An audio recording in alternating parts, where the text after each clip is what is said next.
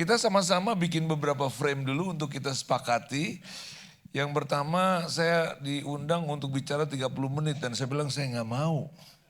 Ke 30 menit terlalu pendek. Jadi boleh kita bikin jadi 45 menit? Boleh? Oke. Dan yang kedua tentunya kita sama-sama hari ini mendapat judul Revival. Saya sebenarnya juga lagi berpikir, saya bukan pengkhotbah KKR ya. Tapi tentunya kalau panitia menaruh kata revival, saya percaya mungkin Tuhan punya rencana juga buat kita. Saya berharap Anda semua nanti keluar dari sini mengalami revival, mengalami sesuatu yang sifatnya membangkitkan kasih mula-mula Anda. Dan saya dengar di sini ada 17 pendeta. Boleh saya minta Anda berdiri sebentar untuk saya bisa kenali yang pendeta dan ibu gembala barangkali. Boleh saya minta? Bapak, ya ada beberapa orang lagi. Ya, terima kasih. Terima kasih, silakan duduk. Dan yang berikutnya kita punya beberapa frame lagi bahwa ini akan terbatas apa yang saya mau presentasi. Jadi mungkin nanti kalau ada beberapa pertanyaan bisa disampaikan besok di dalam workshop di kelasnya saya ya. Dan hari ini saya minta izin panitia untuk memberikan ruang tanya jawab langsung sekitar mungkin 15 menit maksimal supaya kita menikmati acara ini dengan lebih asik ya. Saya yakin Anda setuju ya. Yang bilang yes. Oke, dan tentunya saya coba lihat catatan saya, apalagi yang saya perlu sampaikan. Saya akan berbagi bukan cuma dari keberhasilan, kalau tadi Pak Tony banyak menceritakan keberhasilan, saya akan berbagi dari sisi kegagalan saya. Dan tentunya saya juga akan berbagi dari sisi bagaimana saya lakukan riset dan laboratorium terhadap yang namanya pemuridan. Dan untuk itu saya menyebutnya pengkaderan. Kenapa? Karena kalau kita menggunakan istilah yang sama biasanya terminologi itu membuat kita kembali kepada apa yang kita sudah pahami. Dan kalau nanti ada istilah-istilah tertentu mungkin di dalam doktrin background aliran gereja Anda mungkin punya pengertian-pengertian yang berbeda. Saya mohon Anda tolong melakukan sedikit convert ya barangkali. Jangan kita persoalkan, jangan kita pertajam. Tapi tujuannya adalah supaya kita semua mengalami revival. Sekali lagi buat saya revival malam ini adalah kembalinya kasih mula-mula. Boleh kita sama-sama? Revival artinya apa? Oke. Dan yang terakhir, bahasa saya sangat tidak tertata. Bahasa saya bukan bahasa tata bahasa yang formal, rapi, dan kadang-kadang saya menggunakan istilah-istilah sebutan-sebutan yang sangat pasaran. Saya mohon Anda bersedia maafkan. Boleh? Walaupun belum lebaran? Boleh? Ya? Oke. Terima kasih. Nah, hari ini saya mau sedikit berkenalan dulu supaya Anda tahu background-nya. Saya lahir baru tahun 80.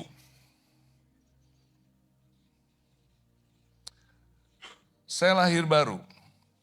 Dari keluarga non-Kristen, saya lahir sebagai orang kafir. Dan saya langsung menikmati bagaimana Roh Kudus menjadikan saya orang Kristen yang sungguh-sungguh sederhana, yaitu saya haus baca Alkitab berjam-jam sehari, pengennya doa terus walaupun nggak tahu mesti ngomong apa, dan rajin untuk berbagi tentang kasih Kristus. Beberapa minggu kemudian Edilio kita bawa, beberapa minggu lagi Bambang Sumanjaya, beberapa lagi banyak sekali. Akhirnya persekutuan itu terbentuk. Dan tambah hari tambah banyak, tambah hari tambah banyak, saya sambil kuliah di Arsitek Untar. Dan akhirnya menjadi gereja yang Anda mungkin pernah dengar, Abalef. Jadi saya salah satu pendirinya. Dan pada tahun 2000, jemaat udah kurang lebih mencapai 10.000. Tuhan menyuruh saya untuk keluar dari jabatan sebagai pimpinan gereja, untuk masuk ke dunia bisnis. Dan saya kemudian meninggalkan jabatan full time-nya dan gak ambil gaji, jadi saya memulai bisnis. Dan 2 tahun kemudian saya punya problem dengan masalah keluarga. Dengan istri saya pisah kamar, pisah ranjang, dan tiap malam saya ke klub.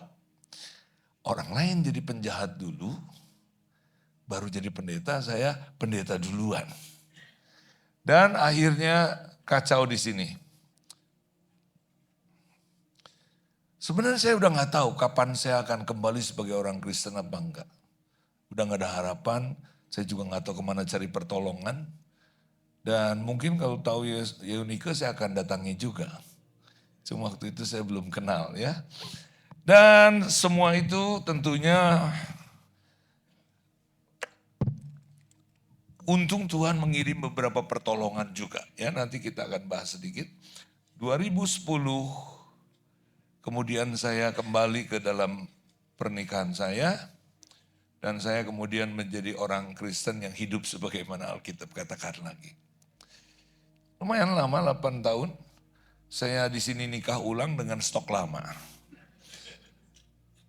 Dan akhirnya tahun 2013 sampai 2025, saya melakukan riset dengan satu pertanyaan.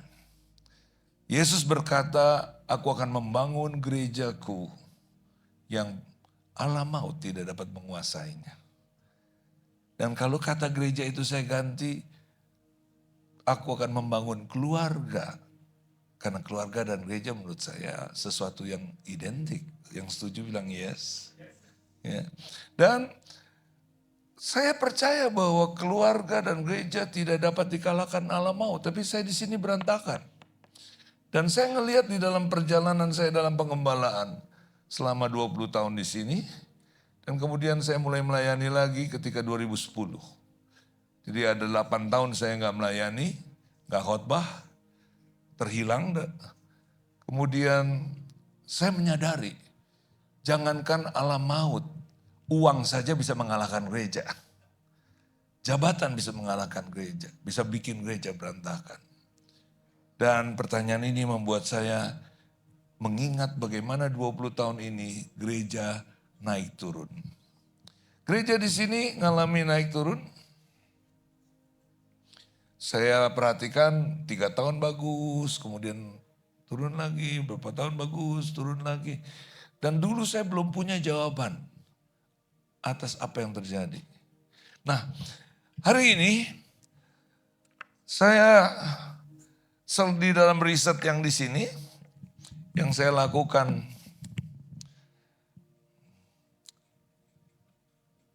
saya mengadakan penelitian, saya bikin laboratorium. Saya mengkader 10 pendeta, 10 gembala, dan 20 pengusaha. Tidak banyak, supaya saya cukup waktu. Sementara saya punya bisnis. Bisnis saya ada beberapa, salah satu yang saya tekuni sekarang adalah training dan coaching. Dan beberapa bisnis yang menghasilkan income buat saya itu sudah saya nggak tangani lagi, tapi memberikan income buat saya. Sehingga pelayanan seperti ini ataupun training, coaching tidak selalu saya butuhkan sebagai sumber income. Jadi saya bisa melakukan training, coaching dengan cuma-cuma. Dan riset ini saya lakukan untuk menjawab pertanyaan itu. Apakah gereja yang Yesus janjikan itu pernah ada? Atau akan ada? Atau pernah ada terus hilang? Atau bagaimana? Karena saya dari dulu diajari bahwa gereja Kisah Rasul adalah gereja baby. Nanti katanya menjelang Yesus datang. Gereja dewasa, gereja penuh kemuliaan. Tapi dalam perjalanannya saya lihat, kok bukan makin bagus. Kesininya dalam mutu jauh dari gereja Kisah Rasul. Gereja Kisah Rasul dianiaya tiap hari. Ada yang mati, ada yang dibunuh, ada yang ditangkap, ada yang kehilangan kerjaan. Dan mereka tetap beriman dan bertambah-tambah. Kita kalau terjadi itu hari ini, ada yang ditangkap, ada yang dipenjara, saya nggak yakin hari Minggu ruang-ruang gereja kita masih ada yang ini agak berdenging, boleh dikecilin atau Saya nggak yakin bahwa mereka masih datang untuk bersekutu. Nah, apa yang saya lakukan di dalam riset ini, hari ini saya mau coba bagikan kepada Anda. Pertama, ternyata yang namanya lahir baru, ini adalah menempatkan kesimpulan nomor satu. Ternyata banyak gereja anggotanya sekarang, kalau saya pergi kemana-mana diundang khotbah, saya menemukan tidak semua atau bahkan mungkin kurang dari separuh jemaat itu sudah lahir baru. Dari mana saya bisa tahu? Dulu saya nggak tahu kalau ada jemaat nggak nginjil, jemaat nggak baca Alkitab, jemaat nggak berdoa. Saya pikir tugas saya sebagai gembala untuk melatih mereka, untuk mendorong mereka, untuk mereka jadi rajin. Baru kemudian Tuhan ingatkan dalam kondisi riset ini bahwa setiap orang yang lahir baru. Berapa banyak saudara yang pernah mengalami lahir baru di sini? Coba tolong angkat tangan. Anda rajin mendekatkan diri kepada Tuhan dan tergila-gila. Ada yang bilang yes. Anda masih ingat? Baca Alkitab. Saya kan background non-Kristen. Begitu saya ngalami lahir baru di kampus, pulang langsung cari Alkitab saya. Di rumah nggak ada Alkitab. Untung ada Alkitab Gideon. Dan saya buka, saya nggak tahu buka yang mana. Sembarang buka, sembarang baca. Saya merasa puas. Dan sejak itu saya baca, besok saya minta Alkitab sama teman saya, kemudian saya baca. Saya nggak tahu mesti baca dari mana, tapi saya baca aja. Dan sejak itu minimum 2-3 jam sehari selama 3 tahun. Oke, selama 3 tahun. Dan saya menyadari bahwa waktu itu saya pengen berdoa. Saya nggak tahu ngomong apa dalam doa saya. Tapi yang pasti besokan 2-3 hari sesudah lahir baru langsung saya cerita tentang Yesus kemana-mana. Satu kelas hampir semua orang saya datangi dan mereka jengkel kalau saya datang. Saya tergila-gila dengan Yesus. Berapa banyak yang pernah tergila-gila seperti itu? Pernah? Pernah ngalami gitu dalam berbagai skala yang berbeda, dalam berbagai variasi yang berbeda? Ada yang rajin nyanyi, kebetulan saya kalau ngorok aja fals jadi saya nggak nyanyi. Ada yang rajin puasa, ada yang rajin macam-macam. Tapi yang pasti saya simpulkan bahwa orang yang lahir baru memang ada yang langsung mengalami pertobatan total. Dalam arti kata kelakuan dan perilakunya. Tapi yang pasti cirinya bukan cuma perubahan karakter, tetapi kehausan akan Tuhan. Tergila-gila. Jadi saya menggunakan istilah jatuh cinta kepada Yesus. Sayangnya di dalam riset saya ratusan orang yang saya interview kalau saya diundang mana-mana. Dari tadi juga saya interview beberapa kalian. Sebagian besar mereka belum lahir baru. Di ruangan ini tentu saya yakin sebagian besar sudah lahir baru. Yang kedua, sebagian besar mereka yang udah lahir baru, mereka nggak tahu kalau itu lahir baru. Mereka cuma menyebutnya menerima Yesus. Atau mereka menyebutnya diselamatkan. Atau mereka menyebutnya bahkan dibaptis air. Oke. Dan yang lebih parah lagi, ada beberapa berkata, saya lahir baru, saya tanya kamu bersemangat berdoa, bersemangat baca Alkitab? Yes. Tapi gak lama Kak, ini anak pendeta. Gereja termasuk kalangan Injili.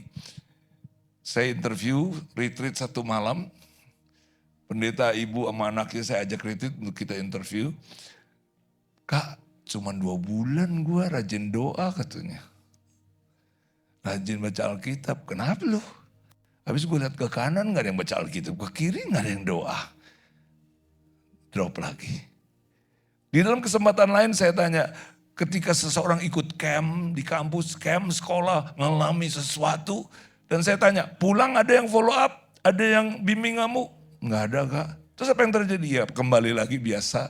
Di camp itu memang saya rasanya kayaknya gimana, nangis dan sebagainya. Tapi pulang camp biasa lagi.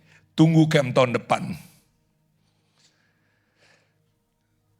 Dan yang lebih saya prihatinkan bahwa banyak orang yang lahir baru sudah kehilangan kasih mula-mulanya. Nah, hari ini kita bicara tentang memuridkan. Kami di Gereja Abalov termasuk gereja yang sangat rindu, sangat serius untuk pemuridan. Saya belajar kemana-mana tentang pemuridan. Kita pergi ke GKKD Bandung, Verisi Hombings itu. Kita bilang ajarin kita minta jadi muridnya yuk. Lalu kemudian kita datang ke beberapa kelompok yang lain. Navigator, kami datangi, kita belajar. Kita sangat serius dengan semua ini. Tapi kami menemukan salah satu kesalahan yang kemudian kenapa di Abalov itu naik turun. Atau di gereja-gereja lain juga saya lihat naik turun. Itu karena generasi pertamanya biasanya lahir baru. Nanti generasi kedua, generasi ketiga, anak pendeta, anak orang Kristen, mereka ada kemungkinan belum lahir baru. Kenapa? Saya membaptis anak saya umur 12. Saya pikir ketika saya tanya, kamu percaya Yesus? Iya. Oh berarti dia udah percaya. Apakah kamu sudah siap baptis? Oh iya, temannya baru dibaptis umur 12, jadi dia juga gak mau ketinggalan. FOMO. Jadi pendeta yang anak-anaknya saya ajak retreat itu, anak pertama lahir baru umur 15, dibaptis umur 12. Anak kedua lahir baru umur 17, dibaptis umur 12.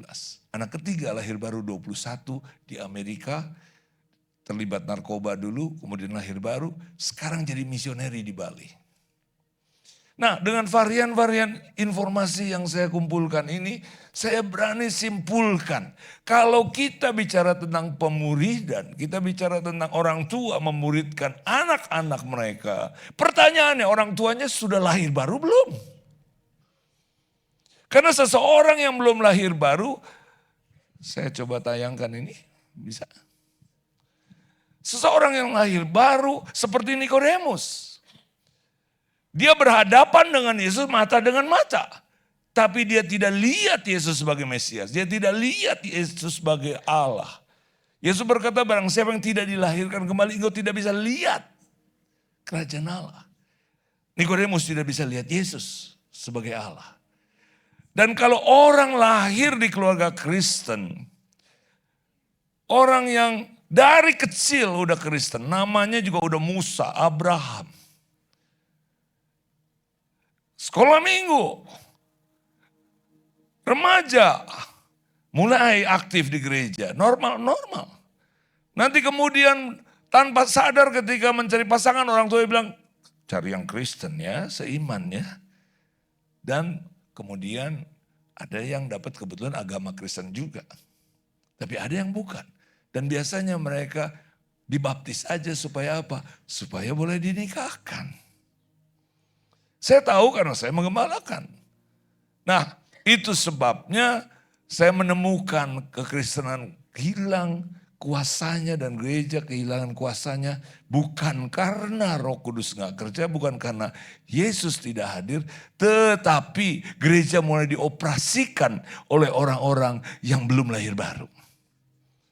Masalahnya, apakah salah mereka belum dilahirkan baru? Enggak. Banyak orang yang belum lahir baru bukan karena dia keras hati. Karena semua orang yang belum lahir baru rohnya mati dan tubuhnya mati. Nah di sini yang tadi saya mau bilang barangkali ada perbedaan pandangan. Buat saya ketika seseorang belum lahir baru dia sudah binasa dan sudah dalam hukuman. Orang yang belum lahir baru, orang yang lahir ke dunia semuanya belum lahir baru. Kecuali ada beberapa teologi yang percaya tentang covenant dan sebagainya. Pada umumnya semua orang percaya bahwa kalau dia lahir ke dunia dia sudah lahir dalam hukuman. Dia sudah lahir dalam kematian. Dia sudah lahir di dalam kebinasaan kekal. Pemazmur berkata, aku dikandung dalam kematian, kebinasaan. Paulus berkata semua manusia kehilangan. Masalahnya apa? Masalahnya kita keturunan Adam. Paulus berkata semua gara-gara satu orang ini semua sudah di dalam kebinasaan. Nah, cuma kata kebinasaan yang saya pahami, mati, itu adalah keterpisahan. Jadi saya interview satu-satu juga jemaat kalau saya ketemu, apa dosa warisan? Apa artinya dosa warisan? Lalu mereka biasanya menyebut karena kakeknya berzina, bapaknya menipu, lalu nanti ketiban. Sebagian besar menjawabnya seperti itu. Sedikit jemaat yang memahami pengertian dosa warisan. Dan sekarang saya kalau diundang di gereja manapun, ya semacam mengadakan revival, saya mengkhotbahkan khotbah ini. Topiknya apa saja pasti ada ininya. Kenapa? Karena saya temukan jemaat belum paham dosa warisan itu apa. Saya sendiri juga coba menyederhanakan, lalu sekarang saya menyebutnya manusia lahir dalam keterpisahan. Lalu siapa yang mendamaikan? Kristus. Kristus disebut korban pendamaian. Jadi kita seringkali melihat ada jurang, ya. Kita seringkali melihat ada gambar begini ya. Di sini ada salib, betul? Nah, di sini katanya api neraka atau apa.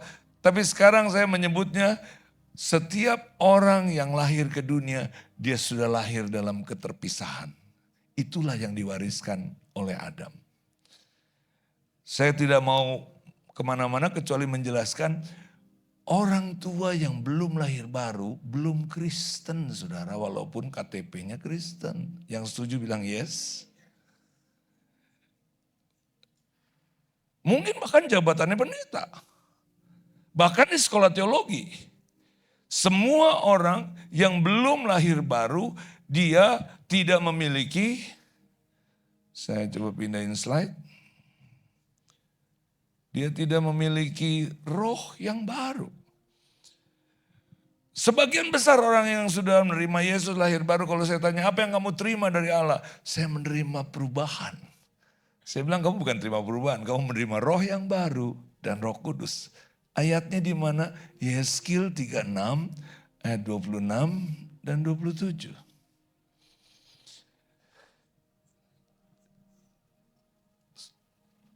Coba tangan saudara gini, saya, tangan kanan saya, lahir baru, saya menerima roh yang baru. Roh yang taat, roh yang lembut, yang bisa diajar. Yesus berkata roh yang penurut.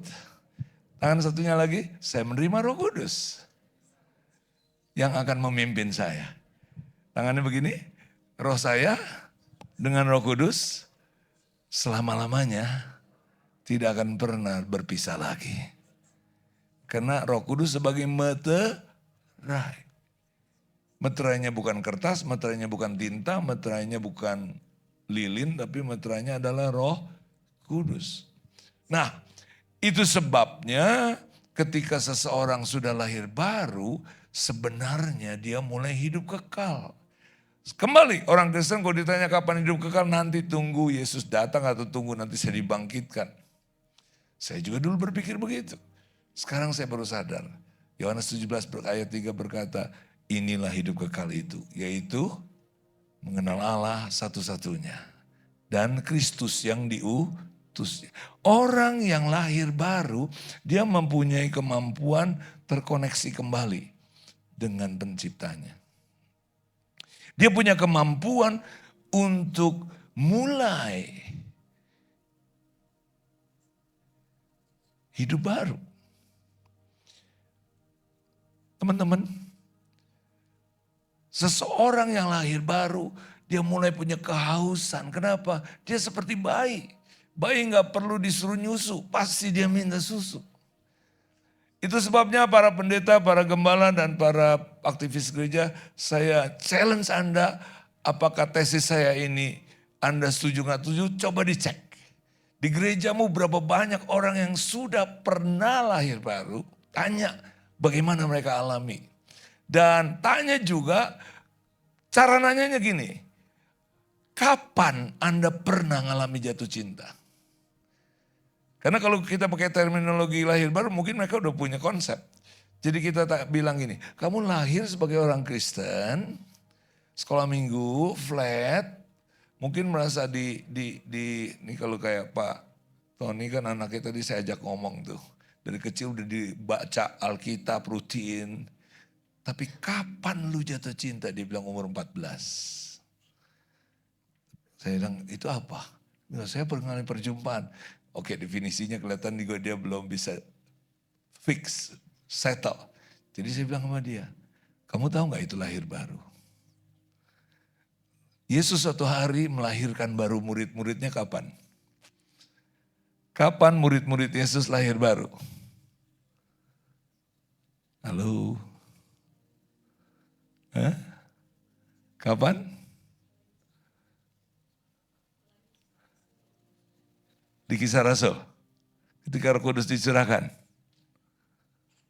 Sebagian besar bilang Kisah Rasul. Karena saya juga dulu berpendirian dan berpikir gitu. Hari ini saya mau kasih tawaran pikiran lain. Yohanes 20 ayat 22 dan 23. Yesus di situ mengembuskan.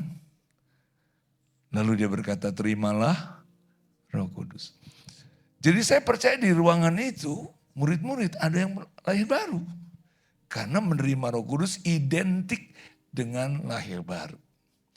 Sepanjang Kisah Rasul, saya baca puluhan kali untuk mencari tahu apa yang namanya menerima karunia, menerima Roh Kudus. Ada perbedaan-perbedaan berbagai aliran, tapi saya akhirnya menemukan sederhana, kita samain aja. Semua orang lahir baru, dia menerima dua hal. Roh yang baru dan Roh Kudus. Dan dengan roh yang baru dan Roh Kudus ini, dia mulai mengalami pengudusan. Jadi ini saya lahir, nanti umur 19 saya lahir baru. Nah disinilah mulai saya menjadi percaya, saya mulai meninggalkan ikatan-ikatan dosa saya. Dan menurut saya inilah saatnya saya dimuridkan. Dan ketika kita dengan anak-anak kita, harus kita sadari walaupun kita didik dia dengan ayat-ayat, dengan Alkitab. Selama dia belum lahir baru, dia belum bisa mengerti firman Tuhan sepenuhnya. Tadi saya ngobrol sama Terry bilang ketika saya ngalami itu, tiba-tiba ayat-ayat itu jadi gampang mengerti katanya. Pemahaman-pemahaman itu kok tiba-tiba jadi jelas. Saya bilang kamu ngalami lahir baru umur 14. Boleh tolong tanya ke sebelahmu, kapan kamu pernah jatuh cinta tergila-gila dengan Yesus? Coba tolong tanya, sekalian di refresh. Tadi di LLB saya tanya satu-satu.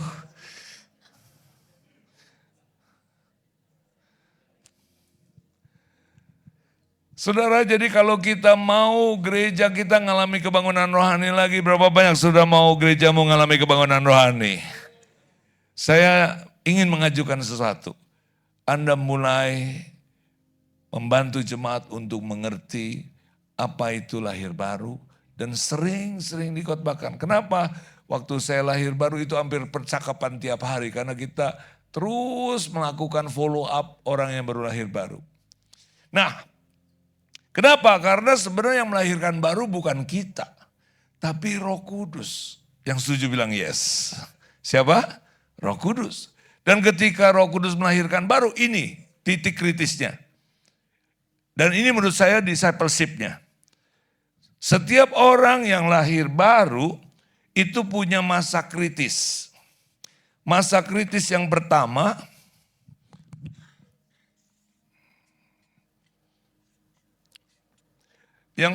itu dia sangat haus.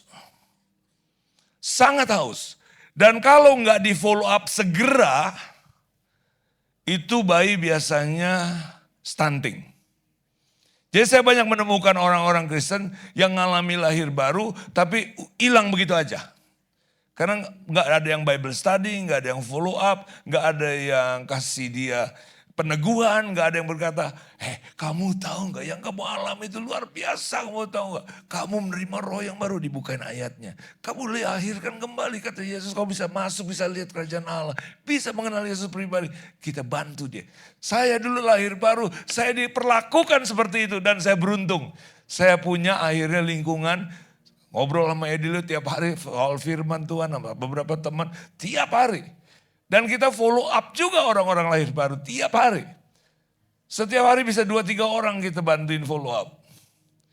Dan saya dulu gak sadar, kenapa?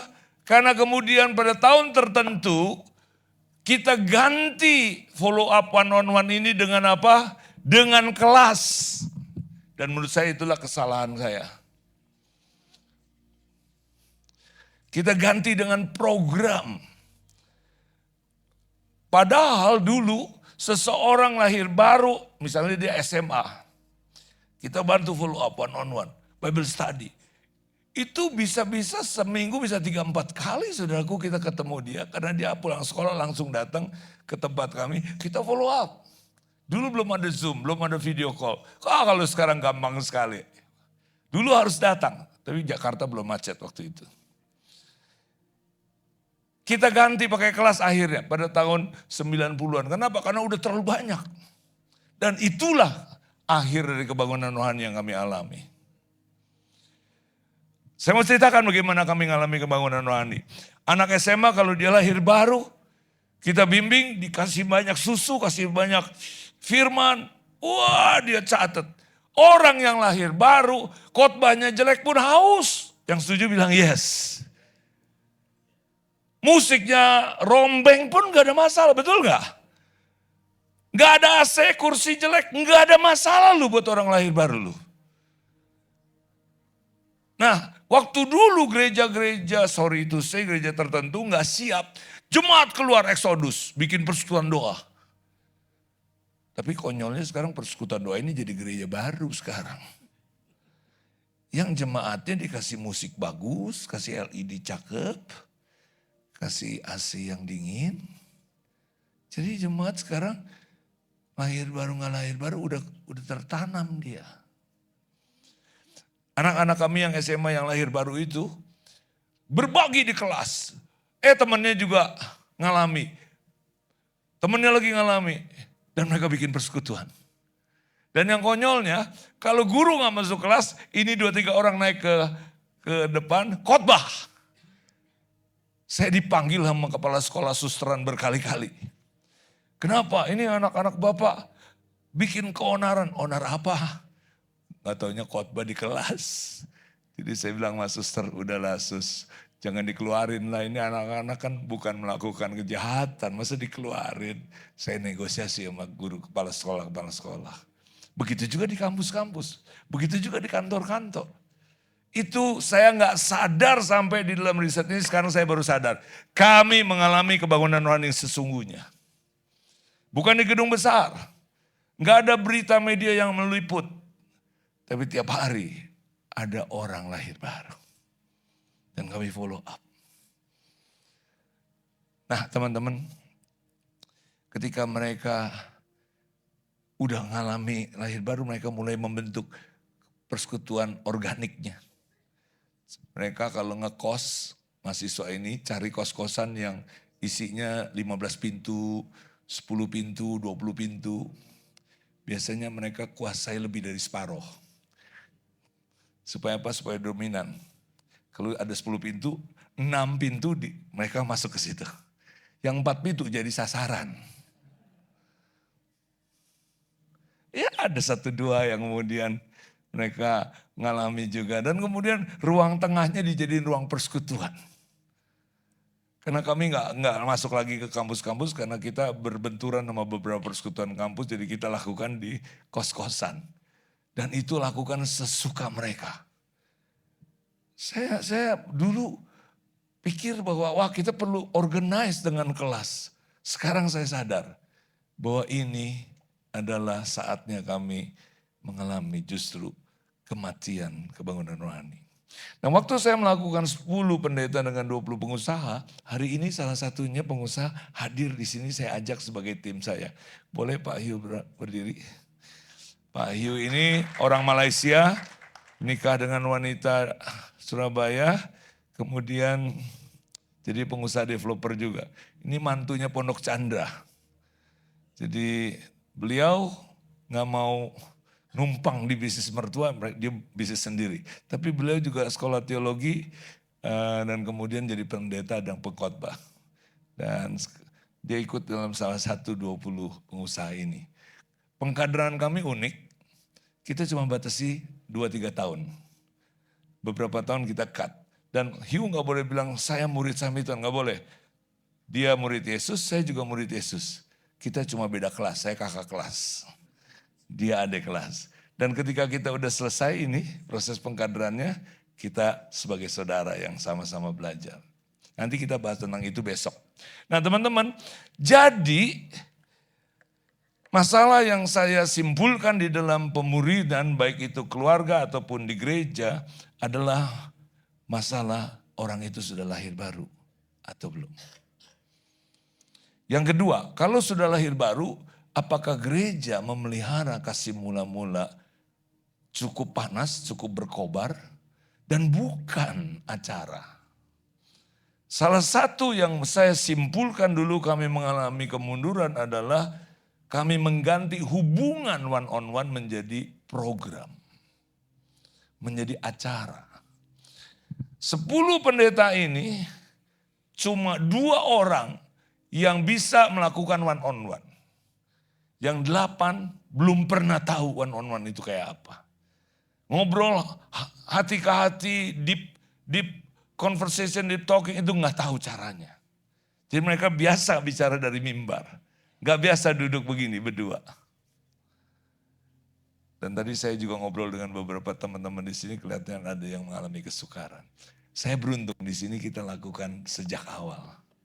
Dan sekarang saya melatih teman-teman di sini untuk melakukannya. Ya. Dan saya pengen Hugh untuk bisa ceritakan sedikit one on one yang kamu lakukan. Boleh? Kita boleh dengar?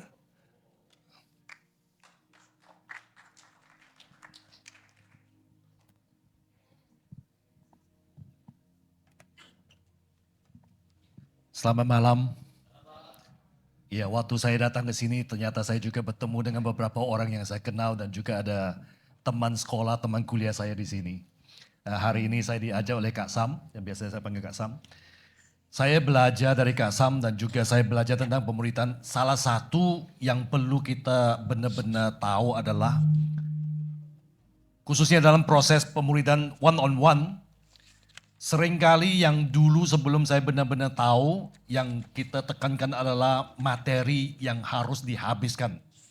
Kalau ada satu materi, satu modul, biasanya kita ini melakukan one on one, kita selesaikan materi modul itu.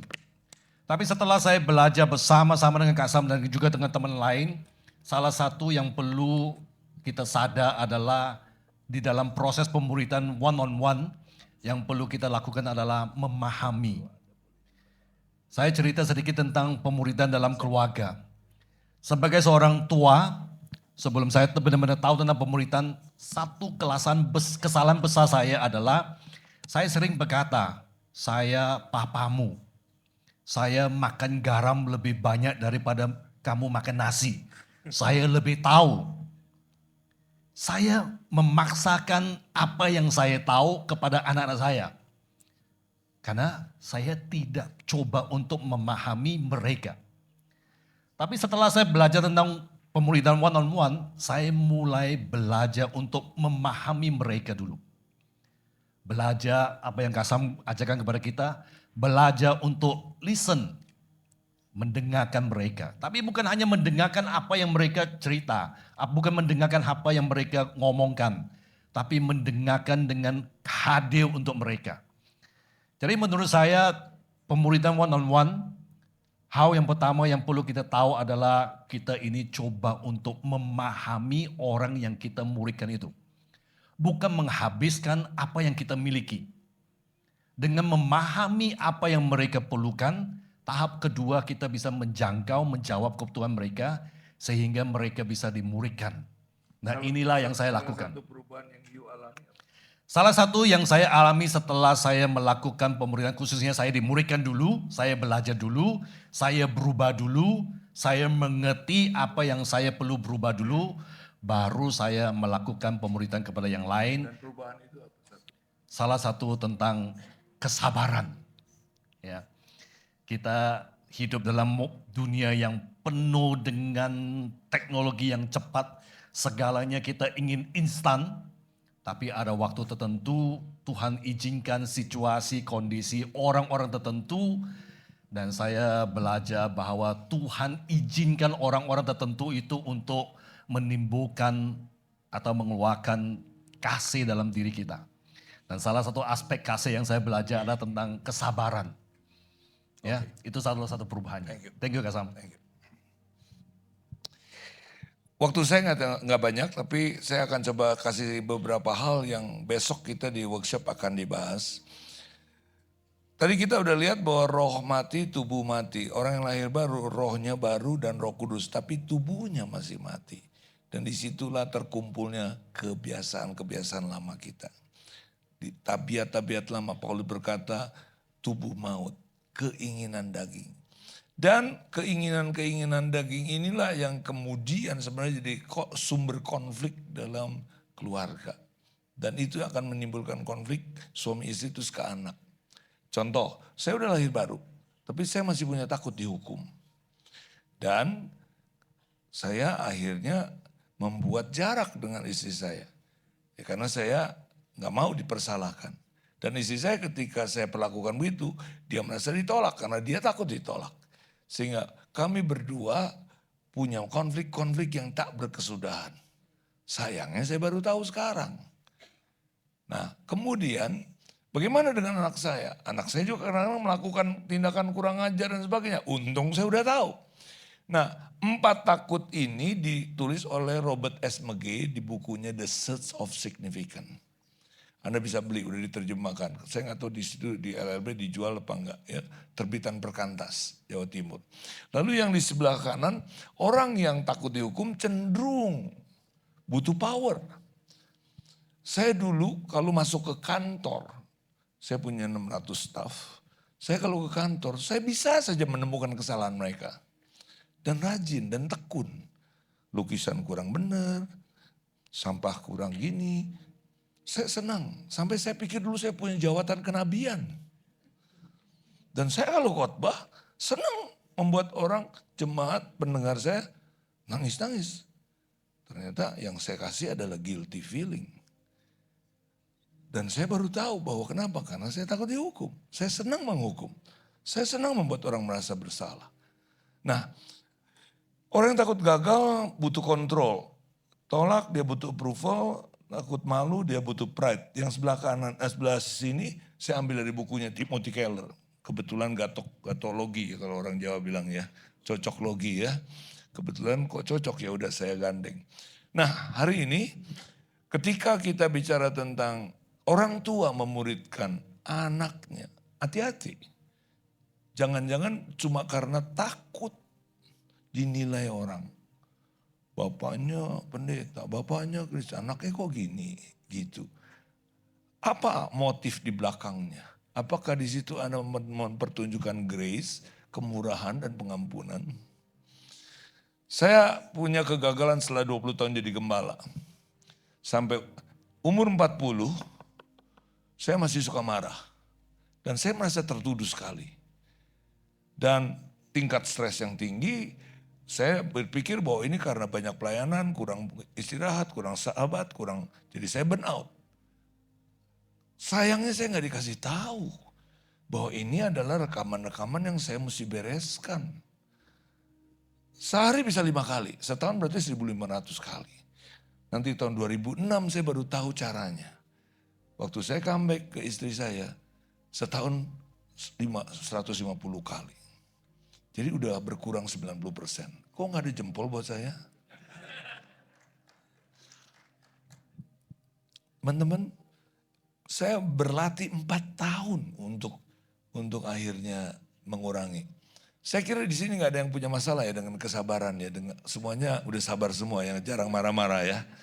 Saya tuh dulu sangat terhibur kalau dengar pendeta banting meja, gambar orang. Kayaknya gue gak sejelek itu deh. Saya tuh seperti itu. Tapi tahun ini, tahun 2025, ini udah bulan Oktober ya. Saya baru 5 kali marah. Lumayan ya. Dan 2 diantaranya loss, 3 diantaranya by purpose. Jadi 2 lost rem. Ya, oke. Dan itu sebabnya saya mau ajak kita bahwa kalau kita melakukan pemuri dan keluarga, disciple or die, hati-hati dengan sekedar kita ini mengajar tapi kita nggak tahu solusinya. Suatu hari saya bilang sama anak saya, kamu tuh kalau marahin istri kamu tuh kelewatan lu, papa tuh sakit hati. Iya pak, kalau nggak diledakin nggak lega. Terus saya bilang sebelum kita lanjutin, boleh papa minta maaf sama kamu? Kenapa pak? Lu pasti belajar dari bapak lu. Dan saya bilang, tapi kamu lihat gak sekarang papa berubah? Iya. Setelah papa berubah, gue ada harapan untuk berubah kayak papa. Oke, sabar ya pak. Oke, gue 4 tahun, mungkin lu 10 tahun gue bilang. Jadi teman-teman, satu hari saya pulang dari saya kalau pulang ke rumah selalu bilang, anybody home? Supaya suara rumah rame. Gitu saya pulang, anybody home? Bubrak pintu dibanting.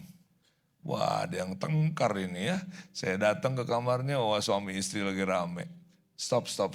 Papa bawa bakso. Udah reda dulu, makan dulu. Coba ceritakan, tapi gak usah ribut. Lalu ada teman berkata, kok kamu diamkan begitu? Bukan diamkan, saya perlihatkan ke mereka. Dulu bertahun-tahun saya perlihatkan menyelesaikan masalah dengan marah. Dengan menghukum. Sekarang saya menyelesaikan masalah dengan buah roh kesabaran. Besok kita akan berbicara tentang buah roh. Sebagai closingnya, buah roh itu roh besar atau roh kecil? Di Alkitab saudara, roh besar atau roh kecil? Halo? Roh besar atau roh kecil? Buah roh kudus atau buah roh kita? Buah roh kudus. Saya mau tanya, roh kudus pernah paceklik? Enggak. Jadi sebenarnya semua orang lahir baru udah punya belum buah roh? Udah. Tapi kenapa masih kayak saya tuh? Saya kasih ilustrasi. Siapa yang di sini pernah lewatin zaman TV-nya hitam putih? Pernah ya? Lalu kemudian TVRI berubah. TVRI jadi berwarna. Otomatis yang di layar kita berubah warna atau hitam putih? Masih hitam putih. Siaran sudah berwarna, ini hitam putih. Mesti ganti. Mari taruh tangan di sini. Saya lahir baru, dapat roh yang baru. Dapat roh kudus. Tapi TV saya, tubuh saya masih hitam putih. Di dalamnya sudah berwarna.